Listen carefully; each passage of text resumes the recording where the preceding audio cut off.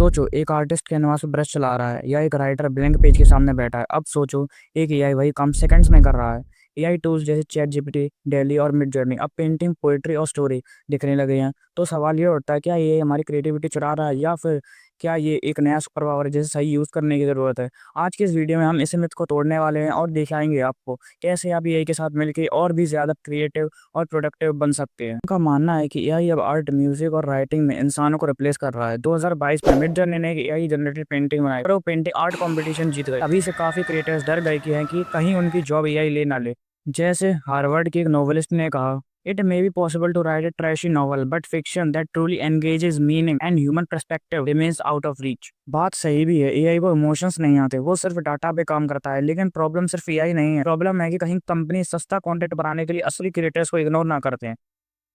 अब AI tools हर जगह हैं। चैट जीपीटी से लोग ब्लॉग्स, बुक्स, इवन पोएम्स लिखवा रहे हैं। अमेज़न पर लोगों ने 200 प्लस ई बुक्स पब्लिश की जिसमें चैट जीपीटी ऑथर था। इतना फ्लड हो गया कि अमेज़न ने रूल बना दिया, एक दिन में सिर्फ 3 बुक्स ही अपलोड कर सकते हैं। सोचो एआई कितना तेजी से कंटेंट बना रहा है। 2023 में हॉलीवुड राइटर्स और एक्टर्स ने एआई के अगेंस्ट स्ट्राइक भी की थी। उनका कहना था कि स्टूडियोज उनका काम एआई से मत करवाएं। काफी एक्सपर्ट्स बोलते हैं एआई टूल है, आर्टिस्ट नहीं। हार्वर्ड एनिमेटर रूथ लिंगफोर्ड कहती हैं एआई कलेक्टिव अनकॉन्शियसनेस है जो आइडिया तो दे सकता है लेकिन असली एक्सप्रेशन इंसान ही डालता है। एआई से क्रिएटिविटी चोरी नहीं होती, उसका लेवल बढ़ाया जा सकता है। कैसे?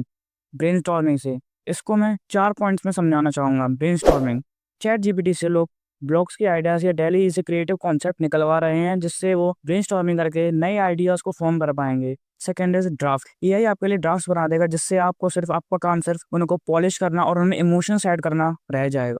Third is finding for new patterns, music में एआई नई मेलोडी या रिदम सजेस्ट कर सकता है जिससे आप म्यूजिक को और भी ज़्यादा रिफाइन कर सकते हो और उसे और ज़्यादा बेहतर बना सकते हो।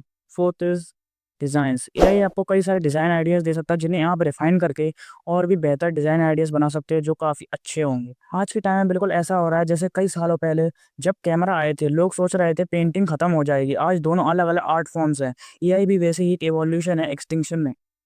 एआई के साथ काम करते वक्त अगर आप इन 5 चीज़ों का ध्यान रखो तो आपका काम और भी इम्पैक्टफुल हो सकता है। फर्स्ट इज एआई को असिस्टेंट बनाओ, मास्टर ने। एआई आपका क्रिएटिव पार्टनर हो सकता है लेकिन पूरा काम उस पर मत छोड़ो। अगर आप एक पोएम लिखवाना चाहते हो तो चैट जीपीटी से एक रफ ड्राफ्ट लो लेकिन अपने वर्ड्स और फील डाल के उसे यूनिक बनाओ।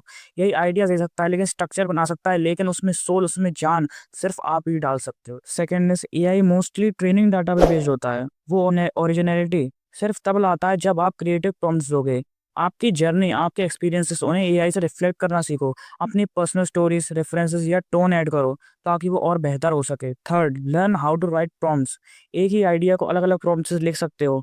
For example, make it poetic and deep, right like a Gen Z Instagram caption, make it sound like a suspense trailer. AI का पावर प्रॉम्प्ट इंजीनियरिंग में छुपा है। अगर आप प्रॉम्प्ट्स को पिक करना सीख जाओ तो कंटेंट लेवल अप हो जाता है।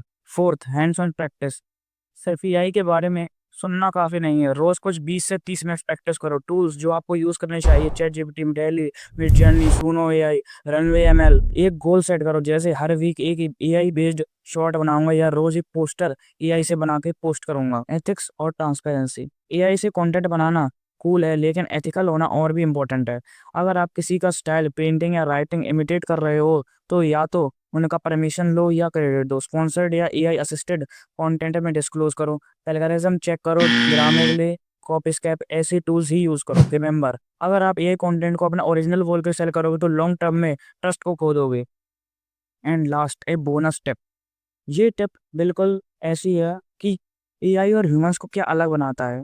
एआई एक डाटा के बेस पर चलता है।